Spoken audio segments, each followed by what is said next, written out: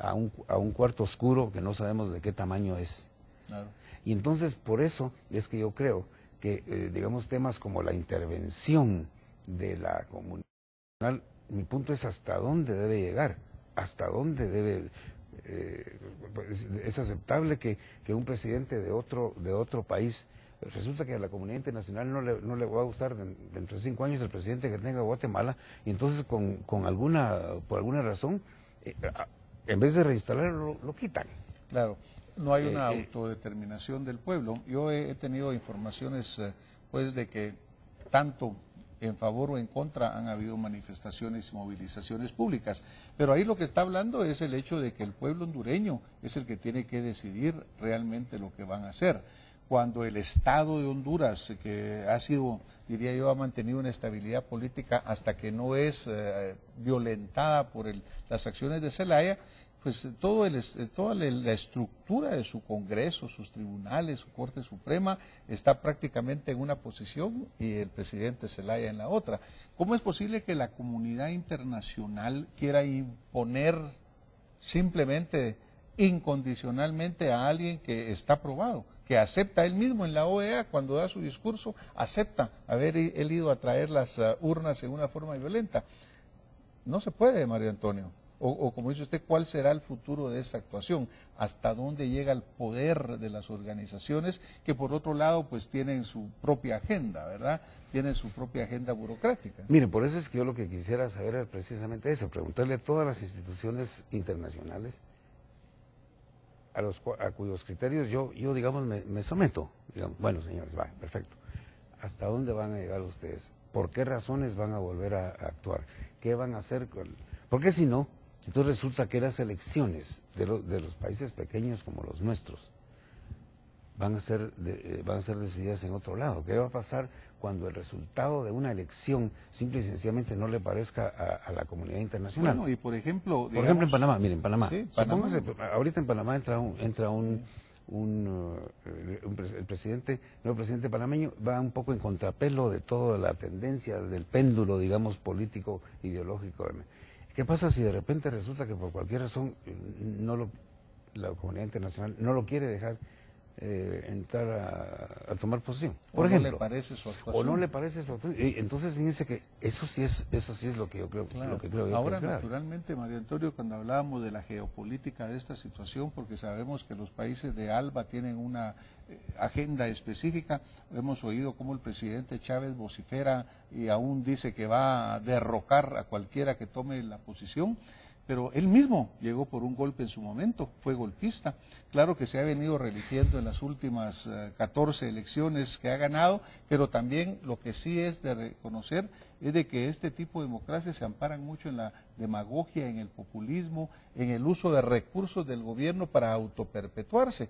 A mí me parece mucho mejor eso de México, en el sentido de que no exista una reelección, porque el que esté en el poder tiene y manipula todos los medios para perpetuarse indefinidamente. Tal vez sea un concepto muy general, pero desafortunadamente en nuestras regiones es lo que se está utilizando, es lo que estamos viendo. Bueno, mire, hay otra cosa que sufragio efectivo, no reelección. Tenemos que analizar, mire, las críticas que nosotros le podemos hacer al estatus, al establishment político de Honduras, son las mismas que se le pueden hacer a México, a Centroamérica, a Perú, a Chile, a Argentina, en fin, no es nada nuevo, digamos, no es nada nuevo que, por ejemplo, los congresos no sean populares, no es nada nuevo que ciertos sectores de la población estén en contra de lo que dice o piensa o hace el presidente, pero esos son los mecanismos de la democracia. Y eso me hace llegar a otro punto. Aquí estamos hablando, dice, ¿cuál es la verdad del caso de Honduras? Es lo mismo que decir cuál es la verdad del caso de Guatemala, cuál es la verdad del caso de Brasil, cuál es la verdad de... Es que no hay una verdad, es que hay un montón de verdades. Detrás de una verdad hay otra, y detrás de otra hay otra. Y entonces ya falta ver cómo se correlacionan todas esas verdades. Y ese balance del poder, ¿verdad? Porque la democracia verdaderamente yo creo que sí nos crea ese balance de poderes el ejecutivo, el legislativo, el judicial, creo que está muy bien pensado. Lo que pasa es que ha habido en este caso en particular y en otros un aparente hipertrofia de alguien que se siente superior a la ley y quiere pasar encima de los otros. Pero la democracia sí nos ofrece este balance de poderes, María Antonia. Sí, y mire lo que acaba de pasar en Argentina, por ejemplo. Bueno, sufrió una derrota el oficialismo en la provincia de Buenos Aires, que es en realidad prácticamente la más importante. Ahora, ¿por qué nos vamos a tener nosotros que meter nosotros el resto de latinoamericanos en ese punto? Algunos se alegrarán, otros se entristecerán, otros no les importará, pero en este caso es asunto de los si le quitan o no le quitan el poder a los señores Kirchner, es asunto de los chilenos, si le quitan o no le quitan el poder al partido de la señora Bachelet, es asunto de los brasileños, si reeligen a Lula o no. Claro. Entonces, ahí fíjense, por eso es que yo digo que me preocupa el futuro y me preocupa cuáles van a ser las nuevas reglas. Es un concurso de popularidad internacional lo que debe pasar en estos países nuestros. Y en ese caso, ¿quién dicta qué es lo que es popular? ¿Quién es el juez? Y le digo, es tremendo. Y yo le voy a contar lo que más me preocupa de todo esto, es las manifestaciones, tener gente en la calle con emotividades políticas, con ese deseo de actuar en favor o en una cosa, es ponernos a las puertas de sangre y de muerte.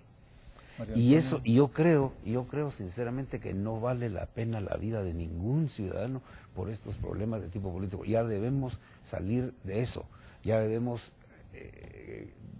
evitar, hacer todo lo posible, como eso, que no haya golpes de Estado, pero que no haya, instar a manifestaciones populares que en cualquier momento se pueden salir de control.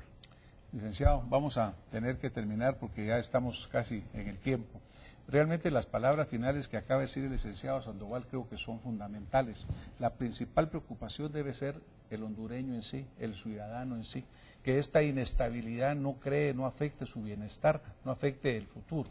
Así que yo le agradezco mucho que haya estado con nosotros, que haya compartido esta noche su opinión, y yo reitero también en el sentido de que lo que debe prevalecer es la democracia, es la Constitución, es la ley, que nadie es superior a la ley, que lo que debe ser es el balance de poderes. Yo creo que los hondureños tienen todo el derecho a solucionar ellos sus problemas internos dentro de lo que manda su Constitución. Muchas gracias y nos vemos el próximo domingo con más Acción Posible.